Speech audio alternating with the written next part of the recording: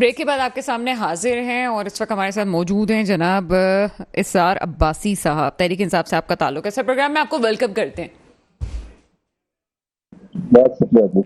इसार अब्बासी साहब, सबसे पहले तो ये जो मरदमशुमारी वाला मामला है, उसके बाद हल्का बंदियों की बात की जा रही है। आपके दौरे हुकूमत में भी ये सब कुछ हुआ था, लेकिन खातिर खा नताइज नहीं बरामद हुए। 16 महीने पीडीएम की गवर्नमेंट रही है, लेकिन उसमें भी कहा गया कि इलेक्शन रिफॉर्म्स होंगे, हल्का बंदियों पे बात होगी, मरदमशुमारी पे बात होगी, और उसके मुताबिक अगर जो फैसले आने थे वो गुज़िश्ता साल अक्टूबर में आ जाने चाहिए थे, लेकिन उस वक्त भी नहीं हुआ।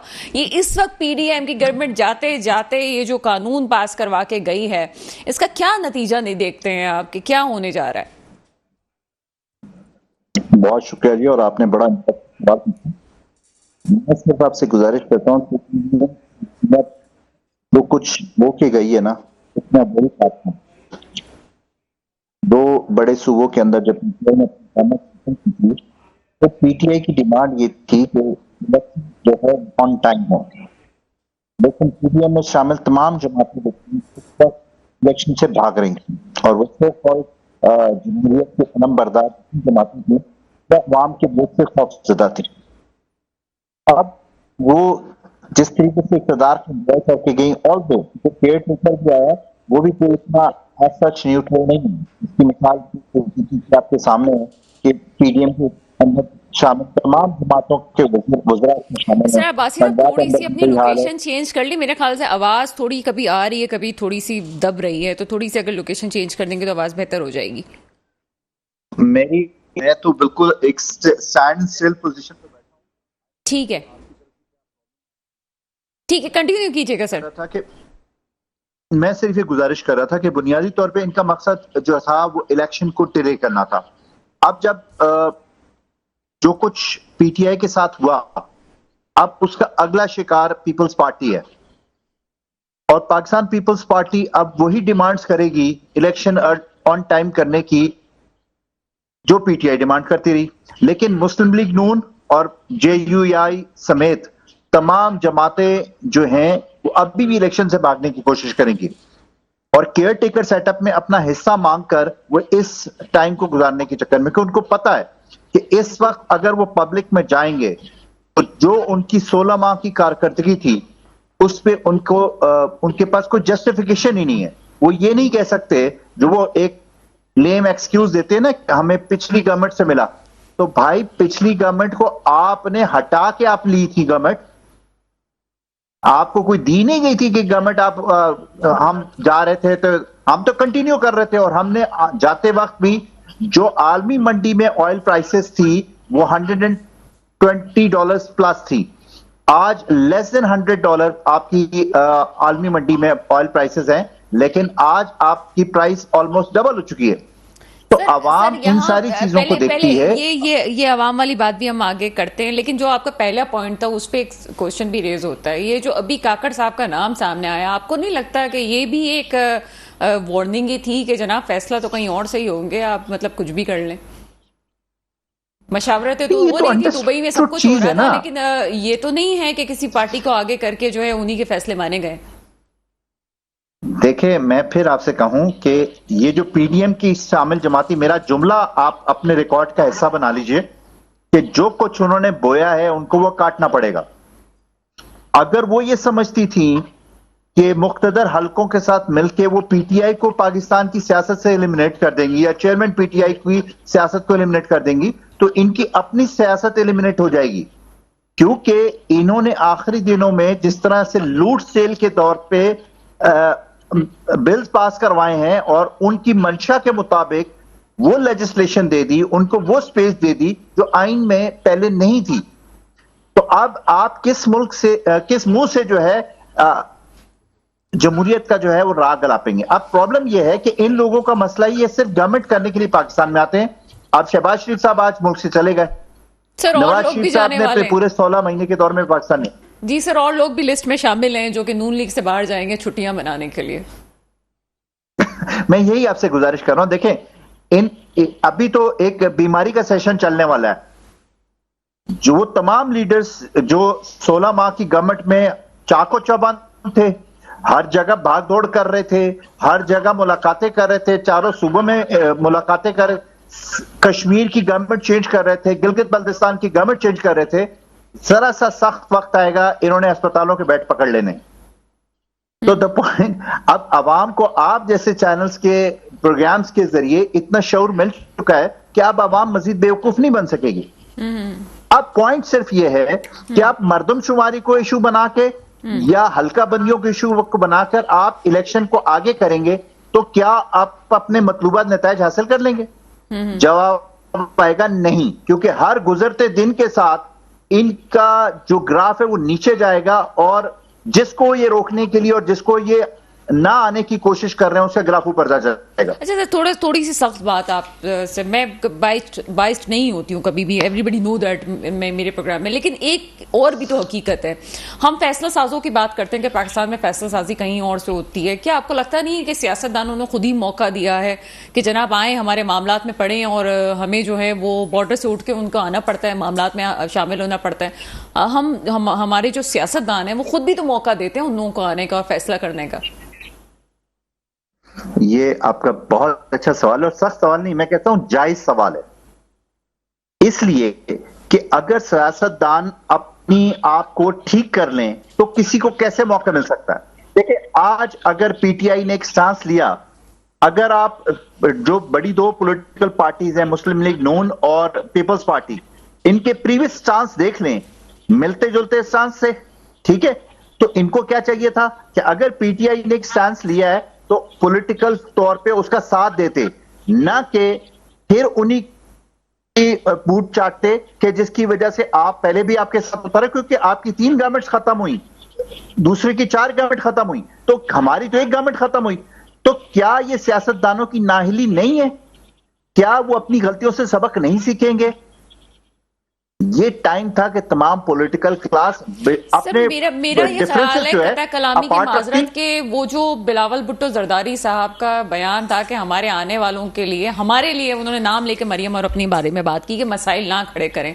तो जो सीक्रेट एक्ट बिल पे बड़े जोरों शोर से बात हो रही थी, तो सबसे पहले तो उन्हीं के गिर्द ये रस्सी कस जानी है जो इतना जोरों शोर से उन बिलों को पास किया जा रहा है। उसकी मिसालें तो हमें मिलना शुरू हो गई हैं। ये किसी के भी हक में बेहतर नहीं है कि आप उन ताकतों के हक में फैसला करें जिनका जमहूरियत से कोई ताल्लुक नहीं है।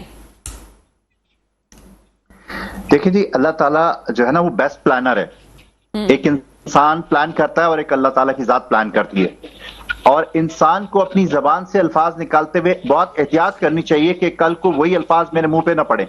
बिलावल जरदारी साहब ने प्राइम मिनिस्टर इमरान खान के लिए कहा कि ये सिलेक्टेड हैं, तो अल्लाह ने उनको पिक्टेड एंड सिलेक्टेड बना के रखा। 16 माह जिस तरीके से उन्होंने खिदमत गुजारी की, अतात गुजारी की, पाकिस्तान के लिए कुछ नहीं किए, पूरी वर्ल्ड टूर पे निकले रहे, वो किसके बिहाफ पे रहे? उनको नहीं पता था गवर्नमेंट किस तरह उनको मिली। लेकिन सर वो तो ये कहते हैं कि आपने आलमी सतह पे पाकिस्तान को इतना तनहा कर दिया था चेयरमैन पीटीआई ने, और आपके जो फैसले थे 3 साल 7 महीने के, जिसकी वजह से बिलावल भुट्टो जरदारी साहब को एक बड़े स्टेप्स लेने पड़े। और वो ये कहते हैं कि उन्होंने जितने भी दौरे किए वो ये वाहिद मिनिस्टर हैं जिन्होंने हुकूमत के खजाने से कुछ नहीं लिया। ये बात वो ऑन रिकॉर्ड कर रहे हैं, क्या जवाब देंगे इसका? देखें, सबसे पहली बात तो ये है कि यही बात गलत है कि पीटीआई की गवर्नमेंट के दौर के पाकिस्तान जो है आलमी दुनिया में तनहा हो गया। आप वो पूरी फोरम से उठा के देख लें कि हमारे प्राइम मिनिस्टर्स को क्या रिस्पेक्ट मिलती थी अक़वाम मुत्तहिदा में जब स्पीच करता था। कितने मुल्कों के सरबराहान जो है वो बैठ के सुनते थे, किसी कॉन्फ्रेंस में जाता था तो उसको कहां पर इंपॉर्टेंस मिल जाती थी। ये सिर्फ कहने से नहीं होता, ये तो आपका रिकॉर्ड बता देगा। ठीक है, दूसरी बात ये है जो वो फरमान है ना कि उन्होंने दौरे नहीं किए, गवर्नमेंट आ जाए, पब्लिक अकाउंट्स कमेटी के ऊपर पूरा रिकॉर्ड मौजूद होगा। अगर उन्होंने 4 आने भी अपनी जेब से खर्च किए होंगे ना, तो मैं सबसे पहले उनको सलूट करूंगा। देखिए, पाकिस्तानी टैक्स पेयर का पैसा, मुझे सिर्फ ये बता दीजिए कि पाकिस्तान का फॉरेन महाज के ऊपर सबसे बड़ी कामयाबी क्या थी? FATF की लिस्ट से बाहर निकलना, और FATF की लिस्ट से बाहर निकालने के लिए पीटीआई गवर्नमेंट को क्रेडिट जाता है, क्योंकि ये तमाम PDM उस वक्त ऑपोजिशन पे थी और ऑन रिकॉर्ड है कि इन्होंने उस बिल की मुखालफत की और असेंबली से वॉकआउट किया। अब ये किस मुंह से कहते हैं कि जी हमने बड़ी पाकिस्तान के लिए जबरदस्त। मुझे इस 16 माह के अंदर एक चीज बता दें कि एज अ फॉरेन मिनिस्टर इन्होंने कुछ किया हो।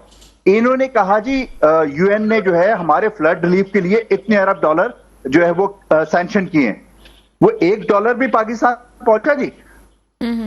मुझे उसके बाद ये बता दीजिए कि जिन मुल्कों के साथ पाकिस्तान के अच्छे ताल्लुकात थे उन ताल्लुकात को आपने बेहतर किया। जब इंडिया के महाज पे आप गए, इंडिया के मीडिया ने जिस तरीके से आपको रगड़ के रखा या दूसरे से कुछ हुआ, आपको कोई जवाब ही नहीं था आपके पास ना कुछ करने के लिए। आपने इंटरनेशनल मीडिया को फेस करते हुए आपके पास कोई जवाब ही नहीं था सिवाय इमरान खान की मुखालफत करते हुए। तो एज अ फॉरेन मिनिस्टर वो ट्रेनिंग थे, उन्होंने अपनी ट्रेनिंग अप्रेंटिसशिप पूरी की है। ठीक है सर, मुझे एक छोटे से सवाल का जवाब दें, मैं दूसरे गेस्ट के पास जाऊंगी और फिर आप भी मेरे साथ लाइन पे रहिएगा। लेकिन आपको नहीं लगता कि बाज़ औक़ात चीज़ों को सियासत में बचाने के लिए और पाकिस्तान की बेहतरी के लिए, हमने पहले बेनज़ीर भुट्टो साहिबा को भी देखा, नवाज शरीफ साहब को भी देखा कि वो उन्होंने एक स्टेप बैक लिया है। बेनज़ीर भुट्टो साहिबा पे भी पाबंदी जब लगी थी तो उन्होंने स्टेप बैक लिया, मखदूम फ़हीम साहब को भी आगे कर लिया। बहुत सारी चीज़ें होती हैं। आपकी पार्टी में हमें कभी लचक नजर नहीं आती? मुख्तसर जवाब दीजिएगा इस बात का। देखिए, उसका वन लाइनर जवाब है कि PTI is Imran Khan and Imran Khan is PTI, क्योंकि none other than replace them. इस वजह से ना पाकिस्तान की सियासत में न इस खित्ते की सियासत में। ठीक है सर, आप मेरे साथ ही रहिएगा, आगे चलते हैं। बाबर अब्बासी साहब की तरफ जाएंगे। बाबर अब्बासी साहब, इसका भी मुझे शॉर्ट आंसर दीजिएगा। पॉलिटिकल वैक्यूम तो एक खड़ा हो गया आपके सामने, एक पार्टी को आप पीछे कर रहे हैं, किस तरह से आगे इलेक्शंस को देख रहे हैं? अगर आप पाकिस्तान की सियासत से एक पार्टी को अलग करते हैं तो आपको इलेक्शंस किस तरह से होते हुए नजर आ रहे हैं? देखिए, फिर तो मैं वही समझता हूँ कि एक बहरान ही रहेगा, जाहिर बात है। उनकी जितनी भी गलती है, लेकिन मैं समझता हूँ कि पीटीआई को भी, इमरान खान साहब को भी चाहिए कि वो भी, अब भी उनके पास वक्त है, तमाम सियासतदानों के पास वक्त है कि वो आपस में मिल बैठे। ये इल्ज़ाम तराशी, उसने ठीक है चोर होंगे, सभी हैं चोर, इस मुल्क में सियासतदान चोरी ना करें ऐसा हो नहीं सकता जब तक वो चोरी से जो है ना, सभी होंगे चोर सब कुछ, लेकिन वो एक उसको छोड़ दें, कानून की तरफ जो कार्रवाई जिसके साथ जो हो जब तक ये लोग आपस में साथ मिल के नहीं बैठेंगे, कभी इमरान खान को अंदर करवाएंगे, कभी नवाज शरीफ को करवाएंगे, कभी जरदारी को करवाएंगे, तो ये बहरान पीछे से चलता हुआ आ रहा है ना। देखें 2014 के बाद इस मुल्क में बहरान ही तो है। इस बहरान को खत्म इस तरह किया जाएगा कि ये आपस में एक बैठें, एक डायलॉग करें, और करने के बाद एक चीज को तय कर लें कि कोई भी पार्टी जीतती है हम जायज उसकी सपोर्ट करेंगे, जायज उसकी सपोर्ट नहीं करेंगे। उसको 5 साल करने दें हुकूमत। मेरे ख्याल में इदारों को भी चाहिए कि उनको 5 साल, किसी की भी हुकूमत को 5 साल पूरा करने दें, ताकि दूध का दूध और पानी का पानी हो जाए। जो ये दूध की नहरें बहने जाते हैं, 5 साल की गवर्नमेंट कर दें, या जो सीट पे एक्सटेंशन वाले बैठे हैं उनको 5 साल कर दें, ताकि इनको ये जो इल्जामात बार बार लगाते हैं ना कि हम पता नहीं 5 साल में ये कर देते, हम 5 साल में, इससे पहले नवाज शरीफ कहता था कि हम 5 साल में ये कर देते, अब जिस तरह खान साहब की बात है कि हम 5 साल पूरे हो जाते, शायद ये कर देते। मेरे ख्याल में ये सारी चीजें इनको छोड़ देनी चाहिए और मुल्क को आगे लेके चले, क्योंकि मुल्क इस वक्त बहुत बहरान में है, महंगाई आसमान पे पहुंची हुई है, हर चीज जो है ना। देखें, आप अपनी आवाम का ख्याल करें, जब तक आवाम का ख्याल करेंगे तो आपकी सियासत है, अगर आवाम नहीं आपका ख्याल करेगी फिर आप सियासतदान भी नहीं रहेंगे। चलें, जमहूरियत की बात से हमने शुरू किया था, और इलेक्शन भी जो है वो जमहूरियत के ऊपर ही डिपेंड करते हैं कि जमहूरियत के साथ जो है तमाम पार्टीज को आगे आने दिया जाए और तमाम चीज़ों को, तमाम पार्टीज को भी लचक दिखानी चाहिए। ये बहुत बड़ा मसला है कि पीटीआई ने कभी लचक नहीं दिखाई, और अभी इसी पे आगे बात करते हैं। अली, आपकी तरफ आएंगे, वही कानूनी बात आपसे पूछूंगी। 3 साल की कैद और 1 लाख रुपए जुर्माना, उसके बाद इलेक्शन कमीशन की तरफ से 5 साल की नाअहली, दोनों चीज़ें किस तरह से आप देखते हैं कि अगर आगे ये 3 साल कैद और 1 लाख जुर्माने को अगर चैलेंज किया जाता है और आगे हमें लग रहा है कि चीज़ें बेहतर, चेयरमैन पीटीआई के को थोड़ी सी कानूनी तौर पे हमें लग रहा है कि चीज़ें बेहतर हो जाएंगी, लेकिन फिर ये जो 5 साल की नाअहली है जो कि इसी वजह से आई है, तो ये किस तरह से रिवर्स होगी? क्या ये रिवर्स हो सकती है सजा? जी 100%। देखें, 22 को इस्लामाबाद हाई कोर्ट में मैटर लगा हुआ है। अच्छा। It has been fixed for hearing, और सस्पेंशन ऑफ सेंटेंस के ऊपर जो है वो आर्ग्यूमेंट्स होनी है। अगर तो देखिए, बड़ी सिंपल सी बात है, if he only gets bail then ये जो डिस्क्वालिफिकेशन है ये साथ रहेगी in terms of article 63(1)(g of the constitution. लेकिन अगर ये सेंटेंस सस्पेंड हो गया तो ये जो 5 साल की जो एक डिस्क्वालिफिकेशन है वो ऑटोमेटिकली खुद वो भी सस्पेंड हो जाएगी अप अंटिल द पॉइंट कि वो सुपीरियर कोर्ट गिल्ट पे डिसाइड करेगा, और वो आइदर सेट डिसाइड करेगा लोअर कोर्ट के ऑर्डर को या उसको अपहोल्ड करेगा। दो ही सूरतें होंगी, अपहोल्ड करेगा तो वो वापस आ जाएगी और सेट असाइड करेगा तो कहानी खत्म और खान साहब आगे निकल जाएंगे सब्जेक्ट टू व्हाटएवर फिर सुप्रीम कोर्ट उसके ऊपर जो भी फैसला करे। लेकिन इसके अंदर एक इंपॉर्टेंट बात सना जो है वो ये है कि ये जो कानून और आइन को इस्तेमाल कर कर जो प्लस और माइनस करना है, मैं किसी एक सियासतदान की बात नहीं कर रहा, सबका मैं मसला है। सारों की ही बात कर रहा हूं कि आप देखें, आई रिमेंबर कि आप अभी कह रही थी कि वो उनको बॉर्डर से आके वैक्यूम की वजह से करना पड़ता है। सियासतदानों की तो 100% गलती है, हमने ऑफ रिपीटेड कह दिया, लेकिन हर वो इदारा, कोई भी एडमिनिस्ट्रेटिव इदारा हो, जुडिशियल इदारा हो, जो अपने लीगल डोमेन से निकल कर कोई काम करता है, उसकी भी गलती है और उसको भी अपने डोमेन के अंदर रहना चाहिए। वो बेशक जो है वो जुडिशियल इदारे हों या बेशक वो डिफेंस इदारे हों या कोई एडमिनिस्ट्रेटिव इदारे हों, किसी ने भी अपने सर्कल से बाहर नहीं निकलना। और यही बात हमारी अब पॉलिटिकल पार्टीज को भी समझ आ जानी चाहिए कि जब सर्कल बड़े मजे से की बात हो रही है, लेकिन ब्रेक का भी वक्त हुआ है। ब्रेक से पहले सिर्फ इतनी बात करना चाहूंगी कि अगर ये बात जो अली ताहिर कह रहे हैं इसको अगर हम ठीक भी करना चाहें तो बड़ा मुश्किल है, क्योंकि 1947 से एक हकीकत है कि हम इसको बर्दाश्त करते हुए आ रहे हैं, लेकिन उसमें कहां कहां किस किस से गलती हुई है, उन गलतियों से अब मेरा ख्याल है कि वक्त आ गया है कि सबक सीखना चाहिए तमाम पार्टीज को। जब तक हम मिलकर बात नहीं करेंगे पाकिस्तान की इकोनॉमी बेहतर नहीं हो सकती। एक छोटा सा ब्रेक है, ब्रेक के बाद मजीद बात करते हैं। ब्रेक के बाद आपके सामने हाजिर हैं इसरार अब्बासी साहब से मुझे जो सवाल पूछना था बड़ा इंपॉर्टेंट था। इसरार अब्बासी साहब, आपने एक लाइन में जो जवाब दे दिया वो सिर्फ जवाब नहीं था, फैसला भी था, और लगता है कि ये पॉलिसी आप लोगों की यही बनने वाली है। लेकिन साथ ही साथ मुझे ये भी बताइए आप कि अगर ऐसे ही कुछ होने वाला है तो ये इलेक्शन कैंपेन्स कैसे आप चलाएंगे? चलें ठीक है, वो हमें साफ साफ नजर आ रहा है कि 90 दिन क्या, हमें आगे 90 प्लस होता हुआ नजर आ रहा है, लेकिन पीटीआई इलेक्शन कैंपेन किस तरह से चलाएगी अब अपनी? सना, आपके सवाल से पहले मैं सेकंड के अंदर तो मेरे साथ बाबर ने बिल्कुल ठीक शिकार है, दौरान से निकलने का वाहिद हाल यही है कि फ्री एंड फेयर इलेक्शन कराते हैं। और इसी समय सब कि हम अपनी डोमेन से निकले ना। देखिए, पाकिस्तान की मौजूदा बुरहानी कैफियत शुरू हुई 9 अप्रैल को, जब एक सेशन के इजलास, कौमी असम्बली के इजलास को सेटिस्फाइड किया कोर्ट ने, जो आइन में नहीं है कि असेंबली की कार्रवाई को कोर्ट सेटिस्फाइड कर सके। उस वक्त से लेके आज दिन तक हम मुसलसल दौरानों में हम हर चीज पे अदलिया की तरफ देख रहे हैं, चाहे वो सेशन कोर्ट हो, चाहे वो सुप्रीम कोर्ट हो। हमारी सारे मामला जो है वो कोर्ट में डिस्कस होने हैं या कोर्ट ने डिसाइड करना है कि गवर्नमेंट ठीक है या गलत है, पंजाब की गवर्नमेंट की वोटिंग ठीक है या गलत है, कौमी असम्बली में रूलिंग ठीक, तो फिर कौमी असम्बली को आप खत्म करते हैं, सिर्फ अदलिया को एग्जेक्टिव इदारा बना। तो ये बड़ी इंपॉर्टेंट। अब जो आपका सवाल है, देखिए जो चेयरमैन पीटीआई हैं उनकी गिरफ्तारी के अगले रोज पेशावर में और एबटाबाद में इलेक्शन होता है, जहां पर कोई कैंपेन नहीं हुई और हम वो सीटें जीते जब अपनी दौरे हुकूमत में हार चुके थे और हमारा वहां कोई रिनाउंड लीडर नहीं था। सेकंड क्या, थर्ड क्या, फोर्थ ईयर लीडरशिप भी मौजूद नहीं, लेकिन पब्लिक ने अपने गुस्से का इजहार, अपनी जज्बात का इजहार वोट के थ्रू किया। और यही पॉलिसी जनरल इलेक्शन के अंदर भी होगी कि आज से हम पीटीआई, अभी हमें कहा गया कि इमरान खान गिरफ्तार हुए, आप रोडों पे नहीं निकले और आपकी रेड लाइट, बट हमें ताने सुनने पड़े। लेकिन हमारी पॉलिसी स्ट्रेट अवे ये है कि बार बार पब्लिक को रोडों पे निकालने से बेहतर है उनको एक दफा पोलिंग डे पे निकालें और let the people decide through their vote कि इस मुल्क में चुनावी किसकी होगी। लेकिन सर, मैं आपके फिर वही बात पे आ जाती हूँ। मैं बस एक बात ही आपसे कह रही हूँ। आपने कहा कि जी ड्राइविंग सीट वाला ही मसला आ गया, आपने कहा ड्राइविंग सीट किसी को नहीं देनी है। आप इस बात पे तो कॉम्प्रोमाइज़ नहीं कर रहे, आपके पास वक्त भी कम है, 6 महीने इतने नहीं होते कि आप अपनी पार्टी को वापस अपने पैरों पे खड़ा कर दें। आपके साथ जिसको डस्ट पहुंचानी थी, बहुत सारे आपके अपनों ने ही पहुंचा के वो गए, जिन पे बहुत ज़्यादा जो है चेयरमैन पीटीआई भरोसा करते थे। इस हालात में क्या करेंगे? मुझे मुख्तसर जवाब दीजिएगा इसका। बिल्कुल मुख्तसर बता दूं। जी सर, जी सर। आप 6 महीने की बात कर रही है ना, आप कल इलेक्शन अनाउंस कर दें, खान साहब को जेल में रखें और कल इलेक्शन अनाउंस कर दें और रिजल्ट आपके सामने आ जाए। आपको चले ठीक है, आपको अप्रैल तो याद आता है, आपको मई भी तो याद रखना चाहिए सर। अप्रैल तो आपको याद है, आपको मई याद है नहीं? तो 9 मई की कॉन्स्पिरेसी के अंदर उसकी सफात तहकीकात करें ना, किसने रोका है?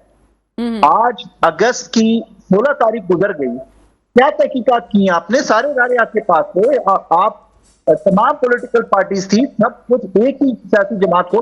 हम तो खुद कहते हैं 9 मई को पाकिस्तान की तारीख की सबसे बड़ी कॉन्स्पिरेसी हुई, लेकिन उस कॉन्स्पिरेसी के किरदार कौन है इसका तयन करना जरूरी है। सही है, बहुत शुक्रिया। मेरे साथ इसरार अब्बासी साहब मौजूद है। जी अली, आप कुछ कहना चाहते मैं हैं? सिर्फ जवाब देना चाह रहा था क्योंकि वो उन्होंने कमेंट किया। देखें, वो जुरिस्डिक्शनल एरर्स ऑफ लॉ होते हैं और non jurisdictional errors of law होते हैं। मेरा ख्याल है कि ऐसे कमेंट्स पास नहीं करने चाहिए। वो सुप्रीम कोर्ट ने बड़ा एक डिटेल्ड जो है वो उसके ऊपर फैसला दिया था और बड़ी सिंपल बात है कि काउंटर सवाल फिर ये साहब से हो सकता था, बासी साहब से, कि अगर आप कह रहे हैं कि वो इसको सेट असाइड नहीं कर सकते थे, अगर ये जो पार्लियामेंट पीडीएम की बैठी थी ये एक फैसला दे देती कि खान साहब जिंदगी भर के लिए जो है वो ना है आइंदा इलेक्शन नहीं लड़ सकते और पीटीआई के ऊपर हमेशा के लिए पाबंदी होगी कि कभी जो है वो वापस इलेक्शन नहीं लड़ सकती, तो फिर ये सुप्रीम कोर्ट के पास नहीं जाते, ये उसको मान के बैठ जाते। तो there is a difference between jurisdictional errors of law, जो कोई अपने जुरिस्डिक्शन के अंदर कोई फैसला लेता है उस फैसले को तो कुछ डिस्क्रेशन दिया जा सकता है कि लें, लेकिन अपनी जुरिस्डिक्शन से बाहर निकल के जो भी अथॉरिटी इंक्लूडिंग द पार्लियामेंट फैसला लेगी, वो आइन खुद कहता है आर्टिकल 8 को। कभी मैं ऐसे जो हमारे जो पॉलिटिकल सियासतदान दोस्त हैं उनसे मैं बार बार करता हूं, एक दफा आइन को खोल के आर्टिकल 8 को जरूर पढ़ें तो आपको पता लगेगा कि सुपीरियर कोर्ट्स की पावर्स क्यों हैं। 16 माह में तो जो मजाक हुए हैं बहुत सारे आइन के मामले में, वो तो वो कहने की बात है ना कि अपनी मर्जी का फिक्का उठाओ और उसमें से आप जो आपको अच्छा लगे आप चुन लो।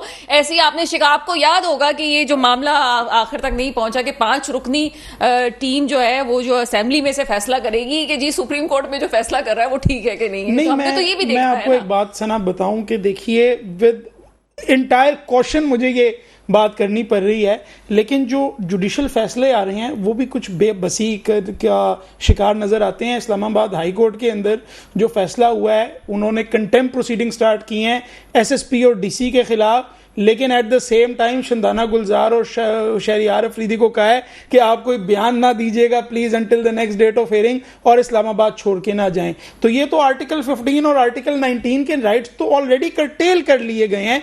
तो मेरा ख्याल है कि एट दिस स्टेज जहां पे इतना ज्यादा प्रेशर डाल दिया गया है और ये दिखा दिया गया है कि अगर सुप्रीम कोर्ट भी ऑर्डर देगी तो सुप्रीम कोर्ट के ऑर्डर्स को नहीं माना जाएगा। 14 मई को इलेक्शन नहीं हुए 2 सूबों के, तो ये मैं समझता हूं कि on that day the constitutional governance in this country was dead. अब हम कॉन्स्टिट्यूशन से ये तो कह सकते हैं कि आइन में ये लिखा है और इस तरह होना चाहिए, लेकिन कोई गारंटी नहीं है। जिस तरह आपको गारंटी बरतानिया में होती है, जिस तरह आपको गारंटी अमेरिका में होती है कि भाई मेरा और आपका जो भी फड्डा है वो अलग बात है, जो आइन में लिखा है वो फॉलो होना है। इस मुल्क ने वो थ्रेशहोल्ड दोबारा से पास कर लिया है जो हमने 2007 में बड़ी मुश्किल से जद्दोजहद कर वापस लिया था, वरना तो हर दफा होता था एक डिक्टेटर आता था आइन की किताब को उठा के। आप ये भूल गए कि 2007 में तो आपने वो जो आपकी कैंपेन्स थी सब कुछ था, एक जुडिशरी के लिए बात हो रही थी वो तो हो गया, लेकिन 2008 में जो पॉलिटिकल इंजीनियरिंग करने का और मीडिया के लिए जो फैसले हुए थे वो हम अभी भी देखिए, वो भी तो उसी वक्त पीपल्स पार्टी जीत के आई थी और पीपल्स पार्टी का ये इल्जाम था कि chief justice is biased against us. अगर सुप्रीम कोर्ट ने कोई पॉलिटिकल इंजीनियरिंग की होती तो वो जीत के कैसे आते? इस चीज को जरा देखना पड़ेगा कि जो सुप्रीम कोर्ट है उसके आर्म्स एंड लेग्स नहीं होते, उसके फैसलों की एक मोरल वैल्यू होती है और वो मोरल वैल्यू अनफॉर्चुनेट है कि हमारे मुल्क में वो फैसले इन्फोर्स हो जाते हैं जिनकी मोरल वैल्यू नहीं होती। मिसाल के तौर पे 200 केस, मिसाल के तौर पे स्टेट वर्सेस जुल्फिकार अली भुट्टो जब कहा कि प्राइम मिनिस्टर को 109 में फांसी लगा दो, उस पे तो अमल दरामद हो गया फौरी तौर पर, यानी इतना भी टाइम नहीं दिया गया कि वो रिव्यू अपनी जो है उसके ऊपर केस चला लेते। जबरदस्त था, with in a few months आपने प्राइम मिनिस्टर को फांसी पे लगा दिया। लेकिन अगर सुप्रीम कोर्ट कोई ऐसा फैसला दे जो आइन के मुताबिक हो, जो कहे कि 90 दिन में इलेक्शन करवा दो, क्योंकि ये एक दफा अगर नहीं होगा तो सालों साल बैठे रहोगे, उसके ऊपर कोई इंप्लीमेंटेशन नहीं होती। अगर सुप्रीम कोर्ट कहता है इस यहाँ के लोगों का ये हक है कि अंग्रेजी के बजाय उर्दू में ऑफिशियल डॉक्यूमेंटेशन कर दो, उसके ऊपर कुछ भी नहीं होता।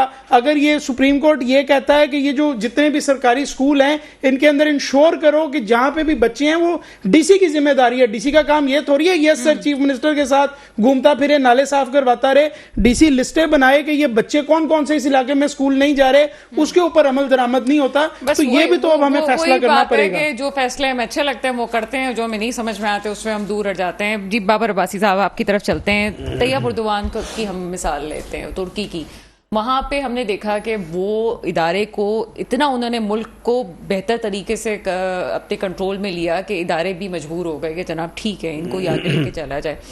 कहाँ गलती है, क्यों? वही बात जो मैं दूसरे गेस्ट से पूछ रही थी, आपसे ख़ास तौर पे पूछना चाहूँगी, हमारी क्या गलती है कि हम जो सियासतदान हैं वो क्या उनको मौका दे रहे हैं? हमारी पॉलिसीज़ स्ट्रॉन्ग नहीं है। अभी पाकिस्तान पे वो वक्त है कि अगर तमाम पार्टीज़ मिलकर नहीं बैठेंगी तो पाकिस्तान की स्टेबिलिटी पे सवाल उठता है, क्योंकि इकॉनमी के मसाइल हैं। किस तरह जवाब देंगे इस बात का? सियासतदान जितने भी हैं उनकी पॉलिसी स्ट्रांग नहीं है। मैं समझता हूँ कि सियासतदानों की अपनी कोई, मैं यकीन माने कि मुझे अफसोस होता है कि हम बात तो बड़ी बड़ी करते हैं, लेकिन मुझे अपने मुल्क के सियासतदान, वो सियासतदान नज़र नहीं आते जिनके अंदर इतनी काबिलियत हो कि बैठ कर वो बात करें। देखें अभी हम हाँ नहीं, मुझे पीटीआई की गवर्नमेंट से उम्मीद थी, ऐसा नहीं कि नहीं थी, लेकिन वो जैसे जैसे थे पीटीआई अगर किसी बंदे की है, उसी ने बनाई, उसी ने ख़त्म कर दी, क्योंकि इमरान खान ने खुद अपनी उनकी अना का मसला जो था उस पर ख़त्म हुई। और दूसरा एक चीज़ मैं आपको बता दूँ, बार बार हम सारे, मेरे भाई ने भी, जिस तरह हम सारे लोग एक ही तरफ इशारा करते हैं ना कि वो इस वक्त, मैं समझता हूँ उनके साथ साथ सुप्रीम कोर्ट भी बिल्कुल उनके बराबर खड़ा है। सुप्रीम कोर्ट ने भी जो जो फैसले किए वो 22 करोड़ आवाम ने देखे, किसकी हमायत में हुए, किसकी नहीं हमायत में हुए। इन चीज़ों से जिस दिन हमारे इदारे बाहर आ गए तो सियासतदान खुद बहुत ठीक हो जाएंगे। कभी एक को कंधे पे बैठा दो, यहाँ दूसरे को यहाँ बैठा दो, तीसरे को सर पे बैठा दो, फिर इनसे उतरते नहीं है। फिर उतारने के लिए इनको वही काम करना पड़ जाए जो ठीक है, उतारा ना। देखिए मेरी बात सुने, काकड़ साहब भी जिस तरह से वो रात 12 बजे जो फैसला हुआ गलत नहीं था, बिल्कुल नहीं था, लेकिन से आया वो सबको पता। लेकिन मैं एक चीज़ और माजरत से देखें, मैं कहूँगा कि मुजरम होता है जब तक उस पर जुर्म साबित नहीं हुआ। भले मैंने उस पर इल्ज़ाम लगा दिया, अगर वो अदालत पे चला गया तो वो अदालत में सबूत करेगा कि मैं मुजरम नहीं हूँ। अगर मैं अपने आप को बचाने की कोशिश करूंगा तो फिर मैं मुजरम हूँ, फिर मैं मुजरम हूँ इसलिए कि मैं अपने आप को बचा रहा हूँ। अगर मैं मुजरम नहीं हूँ तो मैं खड़ा हो जाऊंगा, मेरे लिए 10 वकील भी खड़े होंगे, लोग भी खड़े होंगे। लेकिन एक बात कि जो मेरे जो इस तक जो रवैया पिछले ऐसे में सुप्रीम कोर्ट का भी रहा, मेरे साथ वकील साहब बैठे हुए हैं, बैरिस्टर साहब हैं, इस बात को नोट करेंगे कि सुप्रीम कोर्ट के काम नहीं होते कि किसी को आए मैं आपको देख के खुश हुआ हूँ, आए मैं तुम्हें जेल में डाल देता हूँ, आए मैं तुम्हारे लिए कर दूँ। भाई आपके पास और भी बड़ा काम है। आपने अपने आप को भी गंदा कर दिया सियासतदानों के साथ मिलकर, जो नहीं होना चाहिए था। मैं थोड़ी देर पहले कहा था कि अवाम भी कभी कभी सुप्रीम कोर्ट की तरफ देखती है, हमारे लिए भी कोई फैसला होगा, कभी नहीं हुआ फैसला, सिर्फ सियासतदानों के फैसले और बड़ों के फैसले चल रहे हैं। चलिए सर, 16 सितंबर दूर नहीं है। जिस तरह काकड़ साहब का नाम आया, इसी तरह से एक और भी नाम जो है वो सामने आ चुका है, जो कि इन तमाम फैसलों की भी बात जो है आगे करेगा। लेकिन साहब भी बहुत थोड़ा वक्त है सब, जब तक उनको रहना है वहां तक तो उनको रहना है। लेकिन मसला सिर्फ ये है कि इस वक्त मैं समझती हूँ कि वो जो नाउमीदी की कैफियत थी उससे हम निकल रहे हैं, क्योंकि चाहे कोई भी इदारा हो वो इस सब ये सोचने पे मजबूर हो गया। और जो लोगों को सियासत से, ये भी बड़े अंदर की आपको बात बता रही हूँ, जो लोगों को सियासत से दूर किया गया है, अभी कोशिश की जा रही है कि उन लोगों को भी किसी तरह से वापस लाया जाए, क्योंकि पाकिस्तान को मुस्तहकम करने के लिए यहाँ पे सियासी निज़ाम का मुस्तहकम होना इस वक्त सबसे बड़ा मसला है, और जो कि होगा, किया जाएगा, चीज़ें बेहतर होंगी इंशाअल्लाह ताला। दुआ वही है जो हमेशा होती है मेरे मुल्क में, वो हुक्मरान आए जो वाकई मेरे मुल्क के मुस्तकबिल की हिफाजत करें। इसके साथ ही प्रोग्राम का वक्त खत्म होता है, मुझे इजाज़त दीजिएगा। खुदा हाफिज़।